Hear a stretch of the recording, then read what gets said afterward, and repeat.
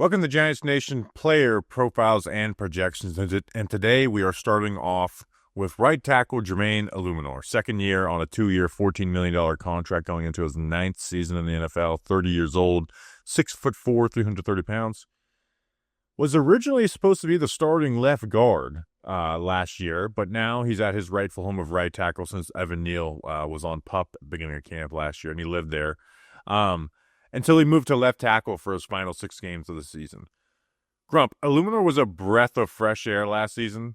The Week 1 O-line report was so enjoyable to have a confident player at right tackle who knew what he was doing, and it was refreshing, right? We'll talk about Eluemunor as a player and numbers and stuff and where he lies, but he is just a refreshing player for a Giants offensive line that has mightily struggled for a long time.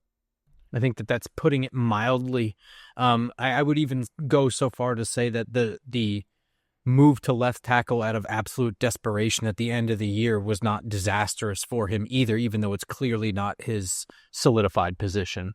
Yeah, I thought he did. You didn't hear much from him outside that first game, and that's something I do want to talk about is when Andrew Thomas got injured last year, I was like, you need to move Eluemunor to left tackle. I'm not a fan of shuffling offensive starters like that, but the one person I wanted to do was if Thomas gets hurt, you put Eluemunor to left tackle, and they didn't do it. And when they finally did it, it didn't pay off in wins or anything, but it paid off. It was like, okay, we have the blind side much better protected. And again, not as going to be as good as Andrew Thomas, but there's that. But last year he had 4 sacks, 9 quarterback hits allowed, 29 pressures. Was 27th of 59 offensive tackles in pass blocking efficiency, 24th in true pass sets.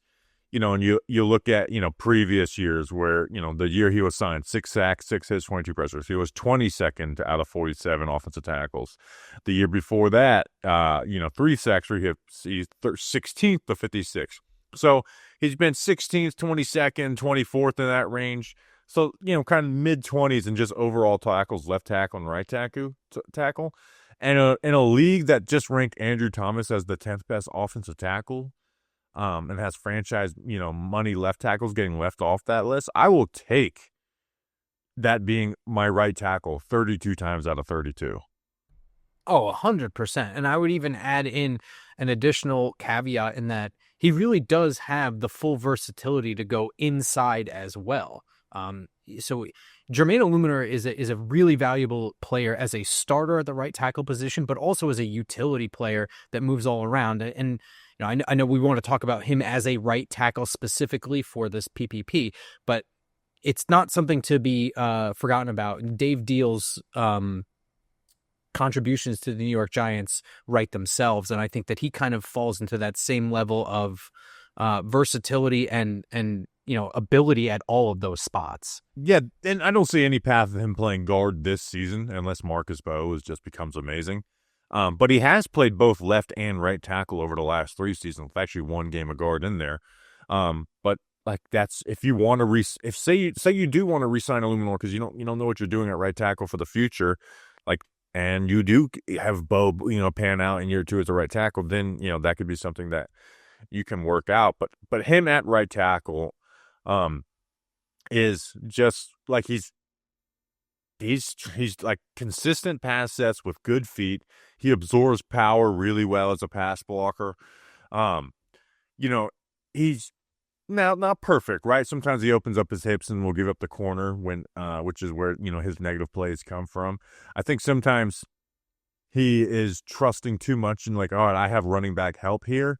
And he will kind of play into that where there'll be times where he just kind of tries to throw the edge rusher into that. And you just you shouldn't trust running backs to be that good. And also there's times where they're not Brian Dable brought it up in that end of Steelers game when he threw Daniel Jones under the bus on that TJ Watt sack.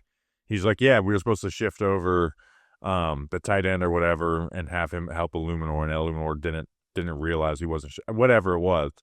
Didn't realize it, but he's not this super quick lateral mover, so sometimes those stutter inside out moves can get him, and he'll have some stinker games in a season, right? He'll have a couple of those, but he is just pretty damn consistent outside of a couple games per year where he is protecting the quarterback. He's not pitching a ton of shutouts, but he is he is not anything to be worried about, especially on that play side for the quarterback.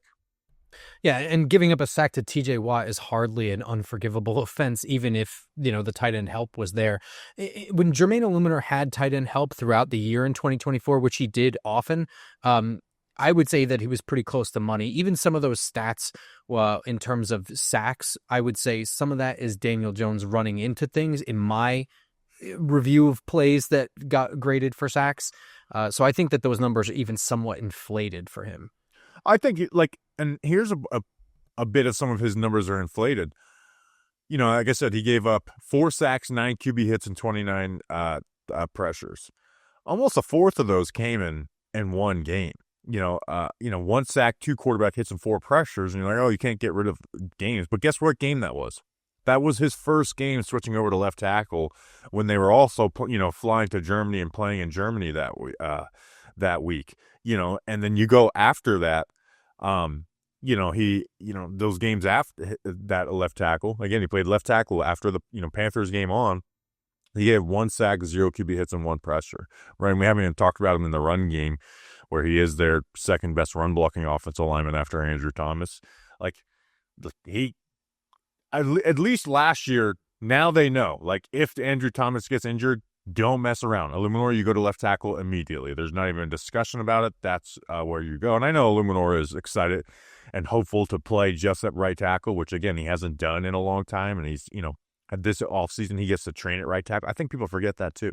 He was training all offseason as a guard only. And they show the training camp, and they're like, yeah, actually, you're the starting right tackle. And he did well with that. So Eluemunor's been, good in that. And in the run game, he's naturally powerful. There's some snaps of him just moving cats in the run game. He works combos really well. I talk about how he likes to throw a rusher. If he gets leverage, he'll throw a rusher. Now, in space, there's times where guys will kind of slip inside of him and slip off of him. But he's a consistently good run blocker too. And then pass protection, you can obviously trust him. Yeah, I would say in the run game, he tends to look a little bit better in the zone running plays over the gap running plays, but it's pretty close. And the Giants actually run a fairly even split of those. Most times there's some outliers here and there. And I don't know if that's what they want to do or if that became sort of what we have to do sort of situation. That's always been kind of ambiguous to me with the last couple of years of Brian Daboll and the Giants offense, but clearly the second best run blocker on this team right now. And I think the interesting thing is, I guess the interesting thing is, where does he,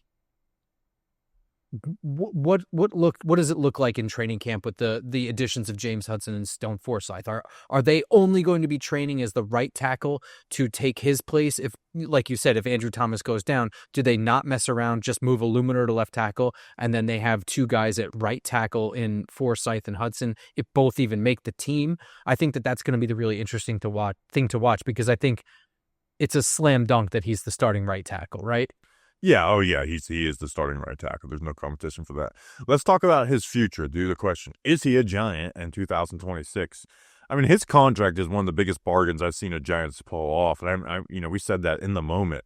He was signed on that crazy day where McKinney and Saquon leave. You trade for Brian Burns. You sign John Runyon, and we're 48 minutes into our day one of crazy free agency. I'm like, this is low key the best just flat out signing value wise on 2 years, 14. I mean, the next year, James Hudson, who we just mentioned, got 2 for 12. A backup for the 49ers, Jalen Moore got 2 for 30. Alaric Jackson, who's an okay tackle, got 3 for 56. It's hard to forecast him being a Giant in 2026 because he should command a lot of money. If he played like he did last year, he's going to command a lot of money when you look at those other contracts. Now, he's a lot older than some of those guys that signed big contracts this offseason. But I will say this about Eluemunor's future with the Giants. They better have a plan. That plan cannot be starting I'm a Marcus Bowe guy. If Marcus Bowe hasn't shown that he can start a tackle, that cannot be the plan. Like that you got to have a legit plan there. If you're whatever you're picking, being like, hey, we know that there's out of these 3 tackles, we're gonna take one of these guys or whatever, and what might be a strong tackle class. So there better be a plan if you're gonna let Jermaine Eluemenor walk, because you know what, I've tasted and I'm like, oh man, a nice tackle duo. I don't want to go back to having trash at right tackle. Oh, without question. And I think it's really, really murky. I don't know if he's going to be a giant or not, but I do know he won't come cheap. There isn't a huge pool of names of backup level tackles. You know what I mean? So going into next year, I'm thinking based on other contracts and his age, the minimum is going to be $10 million a year for him. The closest I could kind of find would minimum. be like Caleb McGarry.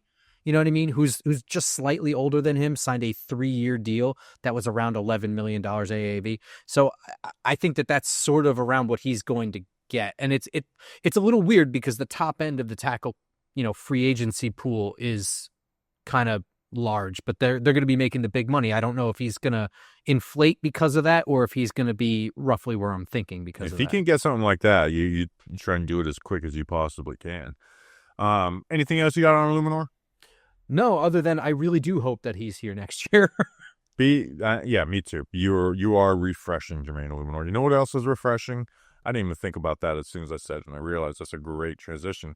Body armor. And this player profile and projection is brought to you by Body Armor Sports Drink. Rewrite your routine and choose better with Body Armor.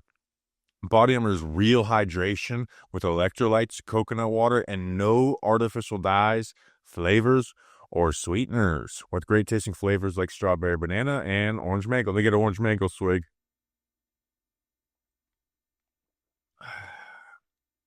Body Armor will level up your hydration game. Grab Body Armor Sports Drink today at your local grocery store. Body Armor. Choose better. You'll be glad you did. All right, let's talk about Deonte Banks. 6'1", 200 pounds, 24-year-old, 30-year quarterback. Giants moved up 1 spot in the draft to get him in 2022. Showed some flashes as a rookie. Year 2 went terrible. Effort questioned multiple times, including an in-game benching. But much worse than that, his play sucked. His play flat out sucked in 2024. His athleticism is great, and we still see that, but he was just a flat out bad corner in 2024. He gave up a lot of yards, big plays, and touchdowns. Yeah, I think the scheme switch definitely affected him.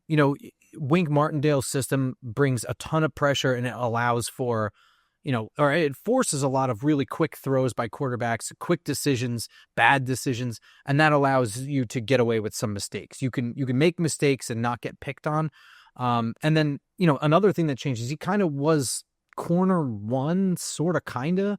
I mean, the Adoree Jackson signing came as I think that was the biggest change. I think there's a lot. I think a lot of his struggles get accredited to the scheme change, and I really think it's more about covering wide receiver ones. I think it's also his rookie year was. I always look at my notes from last year's player profiles, and I said he's being overrated right now, but there were flashes last year to build upon. He was overrated as a rookie. The numbers are very similar. The only thing being lower is the completion percentage, which is a very much a Wink Martindale cornerback stat. I think his rookie year was overrated. And in fact, people say, "Oh, you got to play a man." And I remember getting shit after being like, I think he's a better zone corner than man. His highlight plays are going to come in man, and he obviously can grow into that. He's got the fucking athleticism to be a great man corner. But I think his flaws show up much more in man. And the numbers, and I think the film back that up. Without question. I mean, what's troubling to me is the same struggles that happen in college were still happening in year 2 in the NFL, is losing at the release and unable to recover. I mean, and you're right, playing against the number 1 wide receiver is a huge reason why. I mean, you have to go up against CeeDee Lamb, Terry McLaurin. Those are big things. And those are some of the worst snaps that he had. I mean, the effort question came right away against CeeDee Lamb in a 55-yard touchdown that he gave up. Letting Terry McLaurin just eat his lunch at the goal line. That's definitely a problem. And him at the release, I would say, is probably his biggest issue. Yeah, him not playing as much press man this year helped him in a sense where you didn't see how bad he was at the release. because he is really bad at the release. And Wink Martindale's scheme, when he was covering wide receiver ones and that little span when Adoree was injured, you really saw it. Like those were his worst stretch of games of his career, was that middle part of his rookie season when he had to cover wide receiver ones in Wink Martindale's scheme. But let's talk about like some numbers. And corner numbers are a little difficult, so I'll kind of just talk about rankings instead of just saying the extra numbers. Out of 78 corners last year, he had the 12th most yards allowed, 75th in yards per catch. 6 touchdowns allowed was the 6th worst. 3rd worst passer rating allowed, one of 25 with 0 interceptions and 48th in completion rate. Now, he was 16th in pass breakups, 10th in forced incompletions, 13th and 4th in complete rate. 4th in completion rate. Now, the Seahawks game, he had 3 pass breakups, which he actually played amazing in that game, but that was an outlier game for him. But it does look at the stats, and you're saying, well, what was he as a rookie? In completion rate, he went from 24th as a rookie to 50th as a second-year player. So a drop-off there, but I think that's more of a Wink Martindale scheme thing. And that's not about his skill set within the Wink Martindale, that's just Wink Martindale schemes. Forced completion rate got better, 46th to 13th. Snaps per target went from 80th to 63rd. Snaps per catch went from 65th to 64th, and then yards per catch went up 45th to 75th. And then, like, I think in man, he was a worse player, but it's just with him, he needs to turn his head, right? That's a big thing with him. He gives up plays, but I don't think he's going to get better at it. He didn't do that at Maryland. I just don't understand how it's just like, I don't think guys who don't have ball skills just get them. I actually did think he got improved in year 2 in a good amount of sense. Like, he did struggle with the release, and guys that finished better were able to take advantage of him, but I thought he did get overall better there. But he's just way too easily influenced by smart wide receivers who know how to work leverage. Also, one of the issue with him, and I know this is getting like very in the mud a little bit, but they would let him cheat leverage when he was pressed up in man coverage, and they wouldn't give him like clear help. And that's where you saw him give up. I think he gave it like 3 slants for goal line touchdowns, and he was cheating inside leverage. The issue is he doesn't have the discipline and the confidence that when he's cheating from inside leverage, and I wish I could explain this with visual. I guess on YouTube, look at my hands. This hand, Deonte Banks, this hand, wide receiver, where he's cheating inside. So the receiver would fake to the side that away he's cheating, and he would get like, oh, I'm already cheating one way, so I got to go. And then they would work the other way and use his momentum against him, and they would get those slant touchdowns, which he's bad at that. But I also thought the Giants, Shane Bowen, is like, he's bad at that. Why are you just leaving him press man one-on-one at the goal line with wide receiver ones? Give him some clear inside help. And that's something Wink Martindale did when they did those pressure looks, is they would have guys drop back and take away those easy man coverage in breakers. So, and he played man last year. It just wasn't press man. So it's hard to say he'll be good playing press again when he really struggled there as a rookie in press. And again, I think he's better in zone than man. So people who, I guess it's 20 minutes into a Thursday PPP, but like, people who want to shit on me for 2023 draft night because I didn't pair at draft heads who just said he's a great press man corner. I think you've seen it at the NFL level. Yeah, I would agree. And I also think that, do you think that changes with switching over to covering wide receiver 2? Do you think that he covers wide receiver 2 in this year with the addition of Paulson Adebo? I personally think so, but I assume you do too. So that's okay. So this is the projection part of Deonte Banks, and this is the most important thing because year 1 and year 2 are over. It's about what you are now. It's going to help him. It's undoubtedly going to help him not being the number 1 corner and facing number 1 wide receivers consistently. But it can't just help him because he's playing lesser thing. I want him to be an advantage there, right? And I'm glad they're making him earn it and not just handing him that spot, letting him battle with Flott. Or at least that's what we were recording this before camp start. We're assuming they're going to do that. You can end this year saying it was a decent year because he didn't give up a ton of separation and wide receiver 2s didn't get those contested targets to other guys. But there needs to be improvement as a player, not just playing lesser competition. And it's not going, oh, well, he was good as a rookie. No, he wasn't. He was overrated as a rookie. right? Like the 9 rookies who got significant coverage snaps at corner his rookie year, he was 7th in snaps per catch, 5th in completion rate, 7th in yards allowed, 7th in yards per carry, 3rd in forcing completion rate, and and it was a three-way tie for 4th. Like, he wasn't this great rookie, right? He wasn't even the best of the rookies from his class, and it was a very good corner class to back him up a little bit with, Gonzalez, Witherspoon, and Joey Porter Jr. hasn't been great, but he's been better. And even Tyreek Stevenson's had his moments. But we need him to get better, right? I'm not saying, turn your head, ball skills. I don't think that stuff's going to get better. But get better at the release. Do not let receivers work you at the top of the route with foot jabs and just, changing their route track and getting you, because he just gets influenced by that stuff. And then figure out the release better. I'm not expecting him to be this great ball skills corner, but what he can be is Adoree Jackson, a guy who shuts down the guy that he plays against. And you're like, damn, if he could just get interceptions, he'd be looked at as one of these top corners, whatever. That's what Deonte Banks can be. It's a big jump that he needs to make, but there's with that athleticism, that strength that he has, the size, there's no reason for him not to be. Yeah, and for me, actually, I think the biggest thing that worries me and the biggest thing where I think that he needs to get better is just mental toughness. I hate to talk about this kind of thing, but the Fix the attitude and effort issues. Yeah, exactly. Like the effort questions 2 times last year publicly being called out should be a huge slap in the face kind of wake-up call. And I'm hoping kind of that, the additions of some veteran guys like Paulson Adebo and Javon Holland can help with that. I'm hoping that success maybe next year, maybe some earlier success on defense, a better defense in general, will help him feel a little bit more confident. But that's the thing that worries me the most, because it's not like this isn't a rookie struggle. That was a second-year player that kind of was just kicking around for a little bit. And now the Giants are entering into a weird situation where they are going to have to figure out his club option at the end of this year that's coming up. And I have to think that they're going to decline it no matter what, because we're talking about like Trent McDuffie's making $13 million because of the club auction.